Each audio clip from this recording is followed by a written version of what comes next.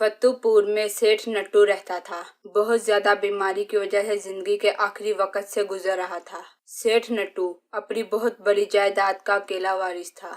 नट्टू के घर में गीता और सोनाली दो नौकरानियां थी। नट्टू को इस बात का एहसास हो गया था कि उसने सरकारी नौकरी के आड़ में रिश्वतखोरी और हराम की कमाई करके जो दौलत जमा की है वो उसके किसी काम नहीं आने वाली। मरने के बाद उसकी सारी दौलत से उसे कोई भी फायदा नहीं होने वाला। नट्टू सेठ ये सोच रहा था कि उसकी ये दौलत उसके मरने के बाद किसी नेकी के काम में आए।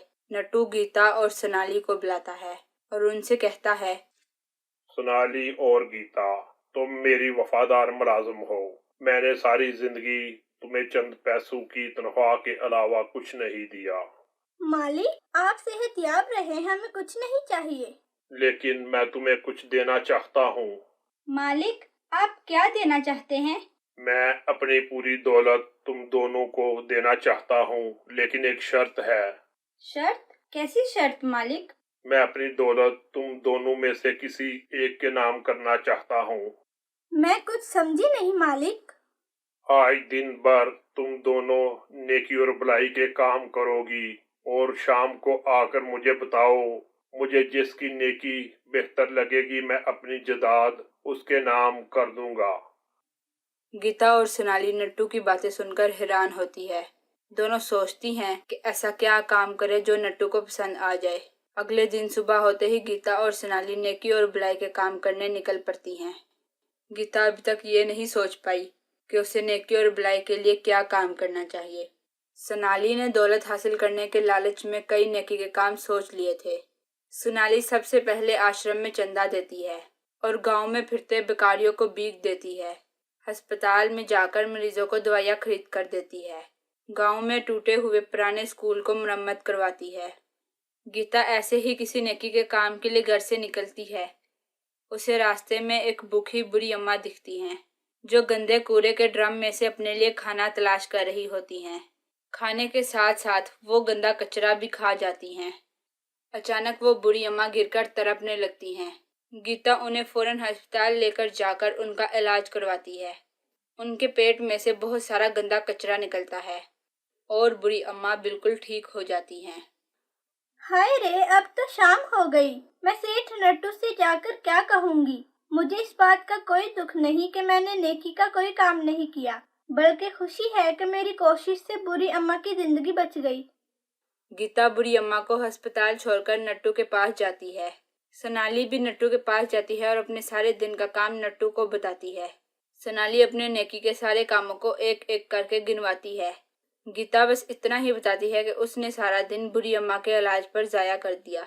गीता बस चुप हो जाती है क्योंकि उसके पास बताने के लिए कुछ भी नहीं था। सोनाली और गीता, मैंने तुम दोनों की बातें गौर से सुनी।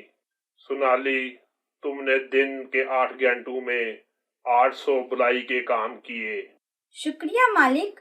गीता, तुमने दिन भर में बूढ़ी अम्मा के इलाज के अलावा कोई काम नहीं किया। तुम्हारे हिस्से में नेकी का बस एक ही काम है। मालिक, मुझे बूढ़ी अम्मा की हालत देखकर नेकी का कोई काम याद ही नहीं रहा। मुझे आपकी जायदाद तो बिल्कुल भी याद नहीं रही। गीता, तुमने मेरी जायदाद हासिल करने की फिक्र छोड़कर बूढ़ी अम्मा की जान बचाई है। ये सबसे बड़ी नेकी और भलाई का काम है। इसलिए मैं अपनी सारी जायदाद और दौलत तुम्हारे नाम कर रहा हूँ। मुझे यकीन है तुम मेरी दौलत का सही इस्तेमाल करोगी। इससे मुझे सुकून मिलेगा। मालिक, आपने मेरे लिए कुछ नहीं सोचा? सोनाली, फिक्र मत करो, मैं तुम्हें भी कुछ देकर ही जाऊंगा। मालिक, मुझे आपकी जायदाद की ख्वाहिश नहीं है। आप सोनाली को ही सब कुछ दे दें। नहीं गीता, आज से तुम ही मेरी जायदाद की मालिक हो। बस एक ही गुजारिश है तुमसे, मेरी जिंदगी के आखिरी दिनों में मेरे साथ रहकर मेरी खिदमत करना।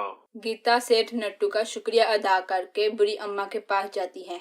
गीता बुरी अम्मा के पास जाकर उन्हें अच्छा और साफ खाना खिलाती है। उसे खाकर बुरी अम्मा पूरी तरह ठीक हो जाती है। गीता बुरी अम्मा को नट्टू के घर ले आती है।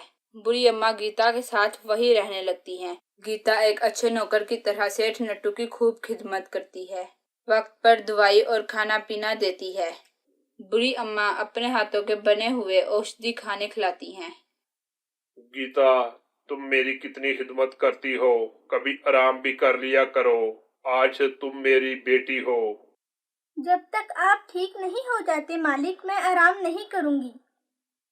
गीता की खिदमत के आगे बीमारी को भी घुटने टेकने पड़े। बूढ़ी अम्मा के औषधि खानों ने भी खूब असर दिखाया। सेठ नट्टू पूरी तरह सेहतयाब हो जाता है। गीता, अब तो डॉक्टर ने भी कह दिया है मैं पूरी तरह ठीक हो गया हूँ। गीता, ये सब तुम्हारी वजह से ही मुमकिन हुआ है। नहीं मालिक, आपके सेहतयाब होने में दवाइयों के साथ पूरी अम्मा के औषधि खानों का भी करिश्मा है। हाँ गीता, बूढ़ी अम्मा के खानों ने मेरे जैसे मरीज के लिए जड़ी बूटी का काम किया है। बेजान जिस्म में जैसे जान डाल दी है।